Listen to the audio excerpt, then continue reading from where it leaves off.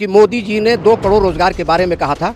2 करोड़ रोजगार 11 साल हो गया, 22 करोड़ उन्होंने रोजगार दे दिया है। 15 लाख रुपए उन्होंने कहा था कि सबके खाते में आएगा, उन्होंने दे दिया है। 100 स्मार्ट सिटी का उन्होंने वादा किया था, पूरा भारत में पूरा स्मार्ट सिटी बन चुका है। एमपी लोग जो वादा किए थे कि गांव गोद लेंगे, वो आज भी एमपी लोगों के गोद में गांव खेल रहा है, लेकिन जवान नहीं हुआ है। दिवाली और होली में गैस सिलेंडर फ्री मिलेगा, सबको मिल रहा है, सब खुश है, कोई बात नहीं है। दिल्ली में उन्होंने वादा किया था महिलाओं को 2500 रुपया सबको मिलेगा, सबको मिल रहा है। उन्होंने कहा था कि झुग्गी झोपड़ी जहाँ है वहाँ पे हम पक्का मकान देंगे, आज वहाँ झुग्गी झोपड़ियों को तोड़ा जा रहा है और बाद में हो सकता है कि मोदी जी वहाँ पक्का घर वगैरह बनाएंगे। 11 बार ट्रम्प ने कहा कि हमने सीज फायर करवाया। नकली विश्वगुरु जो है हमारे देश के, वो क्यों नहीं जवाब दे रहे हैं?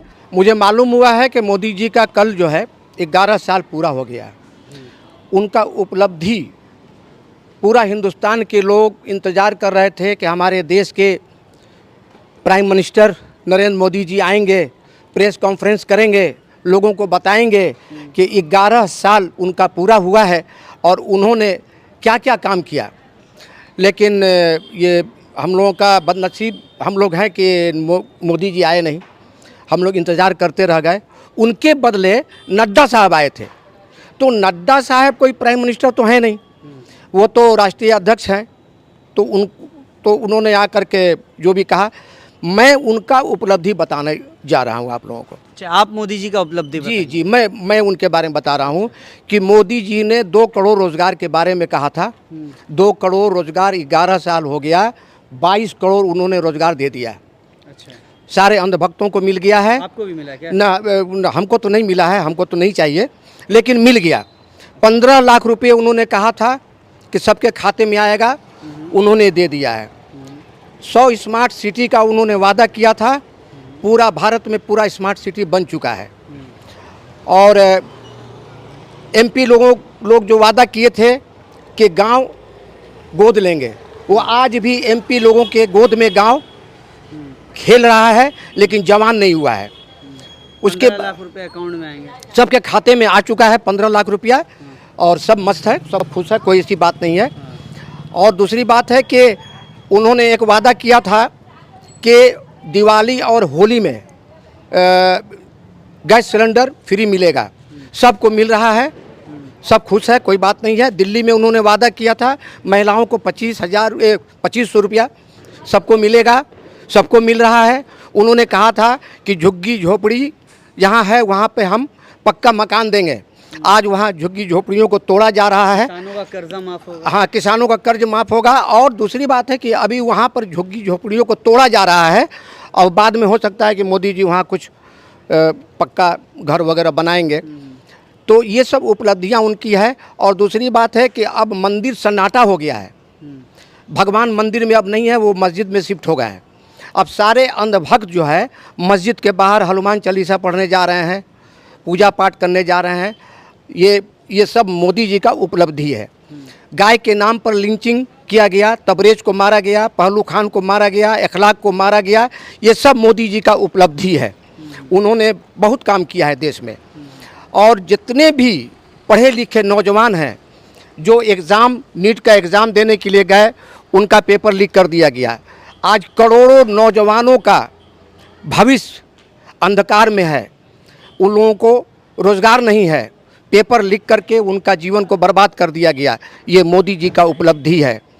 दूसरी बात कि उन्होंने कश्मीर में भी वादा किया था कि ईद और बकरीद में हम क्या नाम है गैस सिलेंडर देंगे, लेकिन उन्होंने नहीं दिया। झारखंड में उन्होंने कहा था कि अगर मेरी सरकार नहीं बनेगी तो हिंदू महिलाओं का मंगलसूत्र छीन करके मुसलमानों को दे दिया जाएगा, गाय भैंस मुसलमानों को दे दिया जाएगा। आज तो वहाँ उनकी सरकार नहीं है। मेरा ये कहना है कि ऑपरेशन सिंदूर को आप कैसे भूल सकते हैं? इतनी बड़ी उपलब्धि है, पाकिस्तान के जो है अंदर घुसकर मोदी जी ने अपने सेनाओं से, हमारे सेनाओं से जो हमला करवाया, इसको कैसे भूल सकते? तो मोदी जी गए थे हमला करने, वो जो सेना का ड्रेस पहन करके जो पूरा हर जगह दिखा रहे हैं, मोदी जी गए थे वहाँ जंग लड़ने के लिए। और इन्होंने एक बात कही इन लोगों ने कि सेना हमारे प्रधानमंत्री के पैरों पे नंगमस्तक है, मोदी जी ने लेकिन नहीं कहा हाँ था, उनके उनके मंत्री लोगों ने कहा था। तो मैं ये बता देना चाहता हूँ कि हिंदुस्तान का 40 करोड़ लोग सेना का 140 करोड़ लोग सेना के कदमों पे नतमस्तक है, न कि किसी नेता के सामने और न किसी पार्टी के सामने। सेना अपना काम करती है। सेना पूरी तरह से तैयार थी कि हम पाकिस्तान को कब्जा करेंगे, लेकिन इन्होंने ट्रम्प के कहने पर इन्होंने सीज फायर कर दिया और हमारे सेना का इन लोगों ने अपमान भी किया। नहीं तो ये लोग क्या मारेंगे? मारता तो सेना है। आज सेना इंतज़ार कर रही थी। आज अगर ये सीज फायर नहीं किया होता तो आज पाकिस्तान भारत का हिस्सा होता, आज पीओके हमारा होता, आज इस्लामाबाद हमारा होता।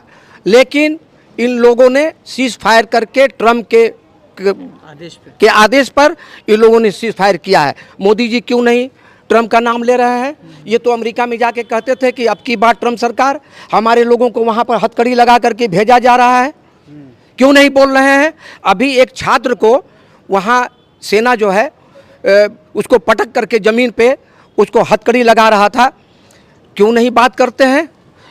पहले तो बोलते थे ये हमारा दोस्त है, तू तड़ाक करके बात करते थे। अब उनको बात करने में उनको हिचक क्यों है? क्यों नहीं जवाब देते हैं? 11 बार ट्रम्प ने कहा कि हमने सीज फायर करवाया। ट्रम्प क्यों नहीं जवाब दे रहा है?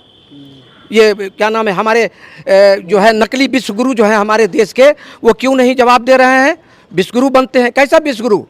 आपके साथ जब पाकिस्तान का ऑपरेशन सिंदूर होने जा रहा था, कौन देश आपके साथ था? आप नकली विश्वगुरु बनते फिर रहे हैं। हम नहीं मानते हैं आपको।